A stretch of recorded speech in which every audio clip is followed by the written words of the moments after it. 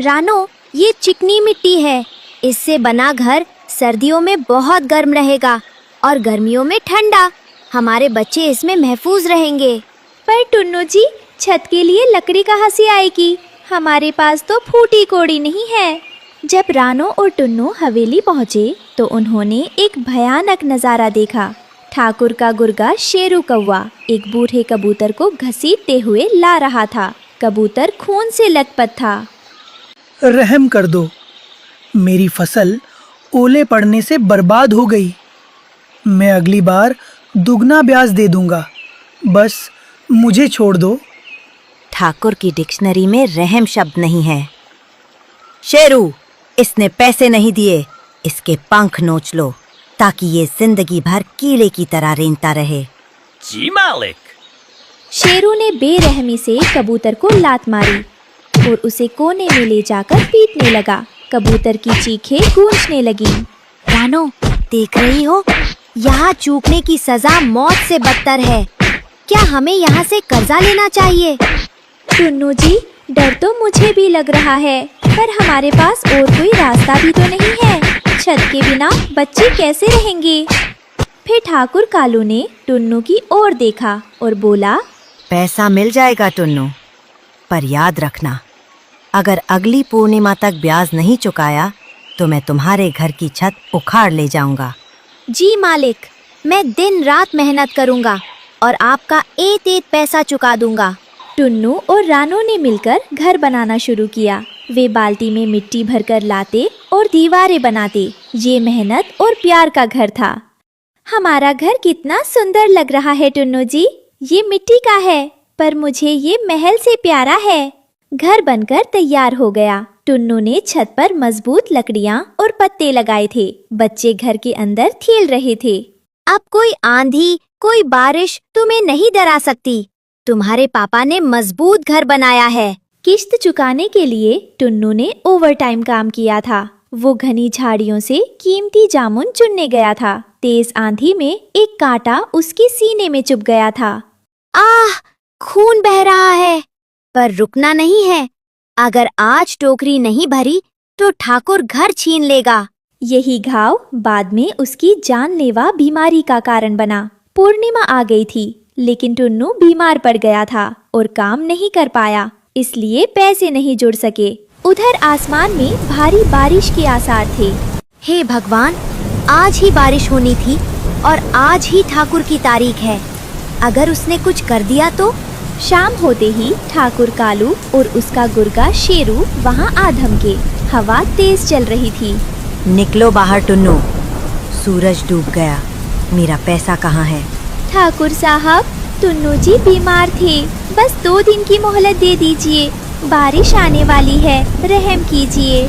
ठाकुर ने कोई दया नहीं दिखाई। उसने शेरू को इशारा किया। खड़ खड़ खड़। शेरू छत की लकड़ियाँ उखाड़ने लगा।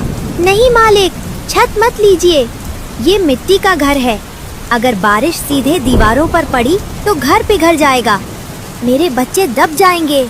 तो मैं क्या करूं? मेरा पैसा नहीं तो तेरी छत नहीं। ठाकुर छत ले गया। तभी जोरदार बारिश शुरू हो गई। छप छप छप पानी की मोटी बूंदें सीधे घर के अंदर गिरने लगीं। हे भगवान, ये तूने क्या किया? ठाकुर तो सिर्फ लकड़ी ले गया, पर तू तो हमारी नींव ही ले रहा है। टुन्नू जी, देखिए, अगर ये पानी नहीं रुका तो हमारा घर हम सबकी कब्र बन जाएगा। जल्दी बच्चों को बचाओ।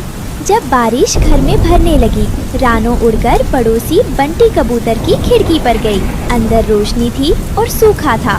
काका, दरवाजा खोलो, मेरे बच्चे डूब रहे हैं। बस एक प्लास्टिक की पन्नी दे दो, मैं दीवार ढक दूंगी।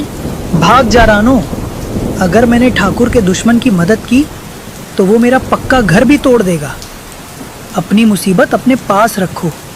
पक्के घर वालों ने कच्चे घर वालों को मरने के लिए छोड़ दिया। बच्चे डर के मारे एक कोने में दुबक गए। रानो ने देखा कि पानी के कारण घर की मुख्य दीवार गलने लगी है और झुक रही है। टुन्नू जी, दीवार गिर रही है। अगर ये गिरी तो पूरा घर बच्चों पर आ गिरेगा। टुन्नू तुरंत बाहर भागा। उसने देखा दीवार बाहर की तरफ गिर रही है। उसने अपनी पीठ दीवार से लगा दी और अपने पैरों को कीचड़ में जमा लिया। मैं इसे गिरने नहीं दूंगा रानो, तुम बच्चों को संभालो। जब तक बारिश नहीं रुकती मैं यहाँ से नहीं हटूंगा। ये दीवार नहीं, मेरी जिम्मेदारी है। पूरी रात बारिश होती रही। ऊपर से ठंडा पानी टुन्नू पर गिरता रहा। उसकी शरीर की गर्मी खत्म हो रही थी, लेकिन वो दीवार को धक्का देकर खड़ा रहा।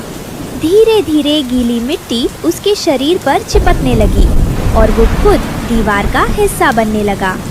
बस थोड़ी देर और टुन्नू, बच्चों को कुछ नहीं होना चाहिए।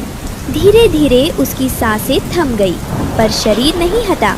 सुबह बारिश रुकने के बाद रानो बाहर आई। घर बच गया था, दीवार खड़ी थी, लेकिन जब वो पीछे गई तो हाँ! चीख पड़ी। टुन्नू दीवार को थामे थामे वही जम गया था। उसका आधा शरीर कीचड़ और मिट्टी में धंस चुका था। वो अब इंसान नहीं, उस घर की सबसे मजबूत ईंट बन चुका था। लोग कहते हैं मिट्टी का घर कमजोर होता है। उन्हें क्या पता, इसमें एक पिता की जान मिली हो तो ये पत्थर से भी मजबूत हो जाता है। टुन्नू की मौत के बाद ठाकुर का मुनीम गिद्ध वहां मुआयना करने आया। उसने दीवार को मजबूत खड़ा देखा। वाह, क्या शानदार मिट्टी है। घर तो मजबूत है। रानो, अब ये घर जब्त किया जाता है। टुन्नू मर गया तो कर्जा कौन चुकाएगा? ले जाओ इस घर को, पर याद रखना इस दीवार के अंदर मेरे पति का कंकाल भी है। जब जब इस घर में सोओगे तुम्हें उसकी हड्डियों की खरखराहट सुनाई देगी। ये घर नहीं, कब्र है। ठाकुर कालू उस मिट्टी के घर पर कब्जा करके उसमें रहने चला गया। उसने टुन्नू की बनाई उस दीवार पर अपना नाम लिखवा दिया।